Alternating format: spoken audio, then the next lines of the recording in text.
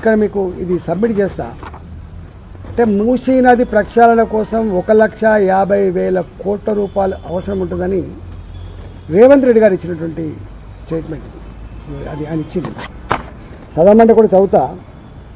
Telangana chief minister A Revanth Reddy has recently inaugurated a ground-breaking 1.5 lakh crore project aimed at revitalizing the Musi River.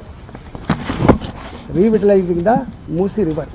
1,50,000 కోట్ల రూపాయలు పెట్టి చేస్తాను చెప్తున్నాను. ఇవన్నీ మీకు పంపిస్తా. కానీ నేను అంటున్నా, మీకు తెలివి ఉన్నట్టా లేనట్టా, కనీసం మాట్లాడే ముందు సమాచారం తెలుసుకున్నట్టా లేదా అని అనుకో, ఆలోచన చేయాలి. అహ్మదాబాద్లో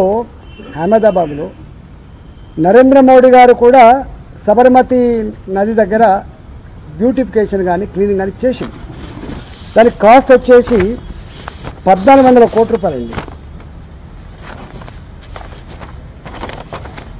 మీరు వెబ్సైట్లో కొడితే దొరుకుతుంది. మొత్తం దాని మీద మోడీ గారి ప్రభుత్వం ఖర్చు పెట్టిన డబ్బు 1,400 కోట్ల రూపాయలు. మీరు గూగుల్లో ఎక్కడ కొట్టినా కూడా మీకు దొరుకుతుంది. ఆ కాగితం కూడా మీకు పంపిస్తాను. తర్వాత 2,525 కిలోమీటర్ల గంగానది, 2,525 కిలోమీటర్ల గంగానది. ఇంత పెద్ద గంగా ప్రక్షాళన కోసం మోడీ గారు ప్రవేశపెట్టినటువంటి స్కీమ్లో ఇవాళ దాని మీదనే కాశీ ఉంటుంది, దాని మీదనే అలహాబాద్ ఉంటుంది, ఈ ఢిల్లీ, ఆగ్రా, మధుర ఇవన్నీ యమునా తీసుకొచ్చి మళ్ళా గంగలే కలుపుతుంది. కలకత్తా నగరం దాని మీదనే ఉంటుంది, కాన్పూర్ దాని మీద ఉంటుంది. అంటే ఒక్క మాట చెప్పాలంటే నాకు తెలిసి యూపీ ఒక 50 కోట్ల జనాభాను తాకకుండా వస్తుంది కావచ్చు. యూపీ, బీహార్ లాంటి ప్రాంతాలంతా కూడా కలుపుకొని వస్తుంది. ఇవాళ ఈ గంగా ప్రక్షాళన ఒక్క వారణాసిలోనే కాకుండా అది అలహాబాద్లో ఉంటుంది, పాట్నాలో ఉంటుంది, మళ్ళా యమునా కలిసిన తర్వాత ఢిల్లీ దగ్గర ఉంటుంది. ఇవన్నీ చేస్తే వాళ్ళు ఇప్పటిదాకా ఖర్చు పెట్టిన డబ్బు 20,000 కోట్ల రూపాయలు మనం మార్చి వరకు ఖర్చు పెట్టింది. 20,000 crore rupees. 20,000 కోట్లు ఖర్చు పెట్టి 2,511 కిలోమీటర్ల గంగా నది ప్రక్షాళన కోసం గంగా నమామి పేరిట ఖర్చు పెడుతున్న డబ్బు ఇంత. ప్రపంచంలో ఏ ప్రభుత్వం, ఏ దేశం కూడా ఇట్లా ఖర్చు పెట్టలేదు. నువ్వు మాత్రం 1,50,000 కోట్లు అంటున్నావు. అయితే మాకెక్కడని మనం వస్తుందంటే, నీవు ఈ తెలంగాణ రాష్ట్ర ప్రభుత్వంలో అవుట్సోర్సింగ్ ఉద్యోగులుగా పనిచేస్తున్నారు. 12,000 రూపాయలకు, 14,000 రూపాయలకు, 17,000 రూపాయలకు పనిచేస్తున్న ఉద్యోగులకి 4 నెలలుగా వాళ్ళ జీతాలు లేవు. 4 నెలలుగా వాళ్ళ జీతాలు లేవు. దవాఖానాల్లో, గవర్నమెంట్ దవాఖానాల్లో మందులు లేవు. ఇవాళ 3 సంవత్సరాలుగా గ్రామ పంచాయతీలలో చిన్న చిన్న పనులు చేసినటువంటి పాలక మండలి కానీ, చిన్న చిన్న పెట్టి కాంట్రాక్టర్లు కానీ వాళ్ళ బిల్లులు రావట్లేదని చెప్పి సూసైడ్ నోటు రాసి దాదాపు 60-65 మంది చనిపోయారు ఈ మధ్య కాలంలో. అంతకుముందు చాలా ఎక్కువ మంది చనిపోయారు. వాళ్ళు అంటున్నారు, మీరు కనుక ఇవ్వకపోతే, మేము చేసిన పనులకు కనుక బిల్లులు ఇవ్వకపోతే వడ్డీలకు కూడా సరిపోతలేము, చచ్చిపోతాయని వాళ్ళు అంటున్నారు. పాత బాకీలు ఇవన్నీ. ఇవాళ ఫైనాన్స్ డిపార్ట్మెంట్కి పోతే 7% నుంచి 10% వరకు కమిషన్ ఇవ్వకపోతే బిల్లు బయటకు వస్తలేదని చెప్పి అంటున్నారు, పైసలు లేక. ఒకవేళ రిటైర్డ్ ఉద్యోగి కనుక బెనిఫిట్స్ రావాలంటే, ఉద్యోగి రిటైర్డ్ అయిన తర్వాత బెనిఫిట్స్ ఏవైతే వస్తాయో వాటి కోసం కూడా డబ్బులు లేవట, డబ్బులు లంచమిత్తి వస్తున్నాయట. ఇవాళ నీవు ఏ 6 గ్యారెంటీలు అయితే ఇలా అమలు అన్నావో దానికి కూడా డబ్బులు లేవని చెప్తున్నావు. చివరికి మొన్న ఫిబ్రవరి 10th నాడు ఆర్టీసీ కార్మికులకు 270 కోట్ల చెక్ ఏమో ఇచ్చిండు. 280 కోట్ల చెక్ ఇచ్చిండు ఆర్టీసీ కార్మికులకు. వాళ్ళకి ఇవ్వాల్సిన డబ్బులో ఒక 280 కోట్ల చెక్ ఇస్తే ఫెయిల్ అయిపోయింది. ఇప్పటికి 2000 చెక్కులు ఫెయిల్ అయ్యేది ఎక్కలేదు, ఫస్ట్ టైం ఫెయిల్ అయిపోయింది. వాళ్ళ లెక్క ప్రకారంగా నేను మాట్లాడుతున్నా కాదు, వాళ్ళే అసెంబ్లీలో ఈ బడ్జెట్ మీద, ఈ తెలంగాణ రాష్ట్ర ఆర్థిక పరిస్థితి మీద ప్రవేశపెట్టినట్టు వైట్ పేపర్ మీద చర్చ జరిగినప్పుడు అప్పుల ఊబిలో కూరుకుపోయింది. ఇప్పట్లో ఇది బాగుపడే పరిస్థితి లేదని చెప్పి చేసిండు. వాళ్ళు అక్కడక్కడ లీకులు ఇచ్చి పత్రికల్లో ఏమి రాయించారంటే, నెలకు 7,000 కోట్ల రూపాయలు వడ్డీ అసలు పేరిట మేము కట్టే పరిస్థితి వచ్చింది. అంటే సంవత్సరానికి 84,000 కోట్ల రూపాయలు ఇస్తుందని చెప్పి ఇండైరెక్ట్ రాయిస్తున్నాడు. అంటే తెచ్చుకున్నటువంటి అప్పుకే వడ్డీలు కట్టే పరిస్థితి అని చెప్పి అంటున్నాం. ఇవాళ ఆర్థిక వ్యవస్థ అంతా కూడా నాశనం అయిపోయింది అంటున్నావు. నేను ఇవ్వాలనుకున్నా కూడా ఇవ్వలేమని చెప్తున్నప్పుడు మరి నువ్వు 1,50,000 కోట్ల రూపాయలు ఎక్కడి నుంచి చేయగలుగుతావు చెప్పగలుగుతావా? ఇప్పుడు అంతకుముందు ఇదే కేసీఆర్ని కాళేశ్వరం ప్రాజెక్టు 1,00,000 కోట్ల రూపాయలు గోదావరి పాలైంది అని చెప్పినాం. 1,00,00,000 కోట్ల రూపాయలు గోదావరి పాలైంది, డబ్బులన్నీ కూడా దండుకున్నామని చెప్పినాం. మిషన్ భగీరథ పేట 40,000 కోట్ల రూపాయలు కార్పొరేషన్ దాకా తెచ్చుకొని దాంట్లో కూడా మొత్తం డబ్బులు తినడు కేసీఆర్ అని చెప్పినాం. అంటే కార్పొరేషన్ల కోసం తెచ్చిన 40,000 కోట్ల అప్పు కానీ, ఇరిగేషన్ కార్పొరేషన్ కోసం తెచ్చినటువంటి అప్పులు కానీ ఏ కార్పొరేషన్ కూడా సొంతంగా డబ్బులు కడతలేదు. మళ్ళీ ఆర్టీసీ కార్పొరేషన్ డబ్బు తెచ్చినా మళ్ళీ ప్రభుత్వమే కట్టాలి. ఇవాళ మిషన్ భగీరథ కోసం తెచ్చిన కార్పొరేషన్ డబ్బులు గవర్నమెంటే కట్టాలి. ఇవాళ ఇరిగేషన్ కార్పొరేషన్ కోసం తెచ్చిన డబ్బులు కూడా గవర్నమెంటే కట్టాలి. అంటే ఇప్పటికే ఎఫ్ఆర్బిఎం రుణాలు ప్లస్ గ్యారెంటీ రుణాలు కలిపితే మనకు 25% కంటే ఎక్కువ పోతుంది.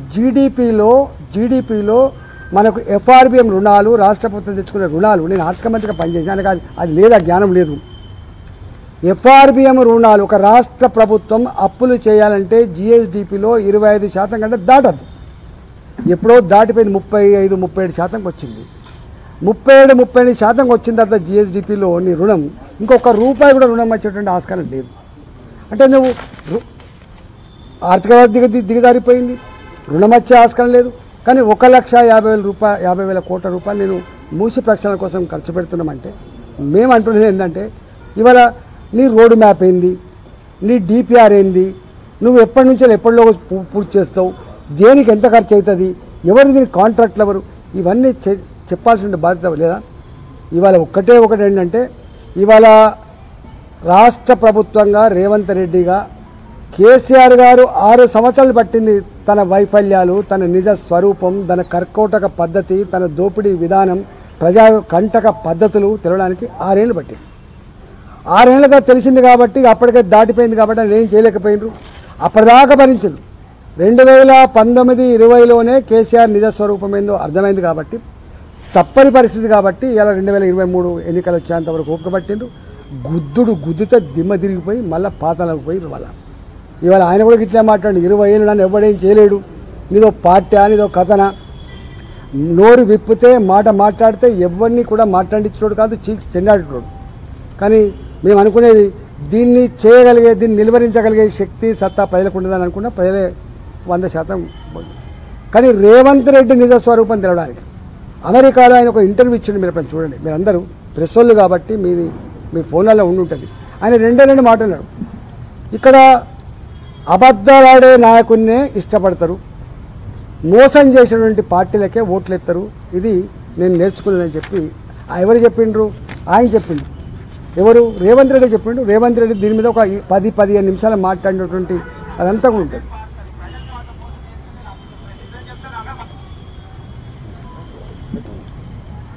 నేను ఇంతకుముందు కూడా ప్రెస్లో చూపించిన, మళ్ళీ కూడా ఇప్పుడు మీకు అందరికీ ఆయన మాట రేవంత్ రెడ్డి గారు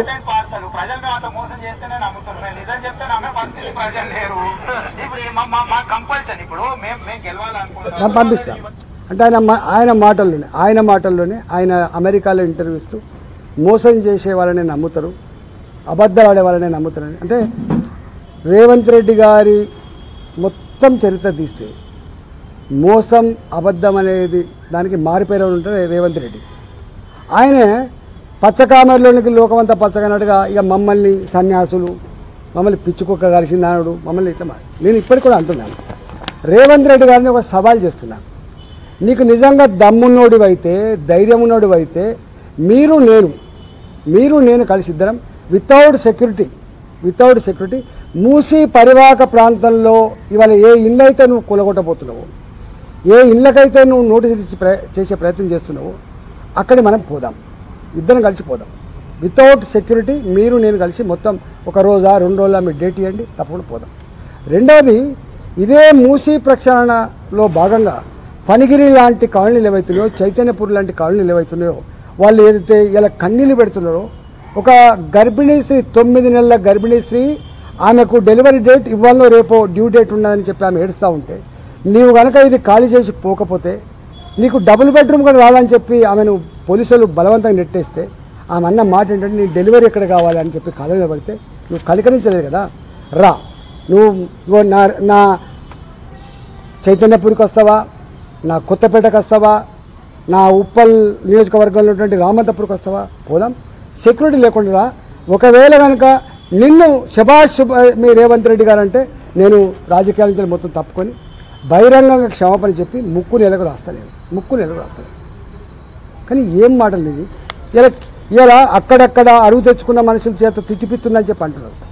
ఎవరు కూడా డబ్బులు ఇస్తే గంతగాని తిడతారండి. నేను ఇప్పుడే అనుకుంటున్నా మా వేణుగోపాల్ గారితో, జీవితంలో ఏ పదవి ఉన్నా కూడా ప్రజల చేత ఇంత చీకొట్టించుకొని ఇంత తిట్లు తినేటువంటి నాయకుడిగా మాత్రం ఉండద్దే.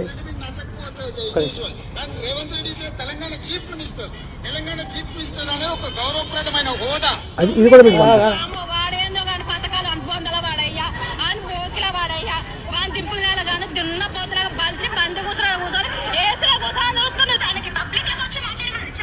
నేను ఇవన్నీ మీకు పంపిస్తా. అంటే ప్రజలకు మనమేదో 5,000 రూపాయలు ఇస్తే మాట్లాడతారని చెప్పి కడుపు మండే భంగపడినటువంటి పేదల గురించి మాట్లాడుతున్నారంటే ఈయనకి ఏం సంస్కారం ఉన్నట్టు ఒకసారి అర్థం చేసుకోండి. అంటే గది ఆయన సంస్కారం. ఆయన ఎప్పుడో ఆయన ఆ పని చేసింది కాబట్టి పచ్చకామెలోకి లోకమైన పడుతుంది. నీ పనే గది కాబట్టి పైసలు ఇచ్చి లొల్లి పెట్టించి పైసలు ఇచ్చి ఇట్లాంటి చేయించి పైసలు ఇచ్చి ఆ మీడియాని మేనేజ్ చేసేటువంటి పని కాబట్టి నువ్వు అట్లే మాట్లాడతావు. కానీ గతంలో ఉన్న ముఖ్యమంత్రి కూడా అట్లే మాట్లాడు. మాకు బ్రహ్మాండంగా ఉన్నారా ప్రజలు, వీళ్ళు కొద్దిమంది పిడికల మంది సన్యాసులు ఇట్లా మాట్లాడుతున్నారని చెప్పిండు. సన్యాసులు మాట్లాడినో ప్రజలు మాట్లాడిన తర్వాత అర్థమైంది. ఇప్పుడు ఈయనకు కూడా ఇప్పుడు అర్థం కాదు. ఈయన అద్దాల మీద కూర్చున్నాడు కాబట్టి ఇవాళ అధికారం ఉన్ననాడు కళ్ళు నెత్తికెక్కి ఇలా ఎవరు వెలువిషయాలు చెప్పినప్పటికీ కూడా వినరు. వీళ్ళకి నైజం ఉంటుంది కాబట్టి ఇవాళ విపరీతంగా తిడుతున్నారు.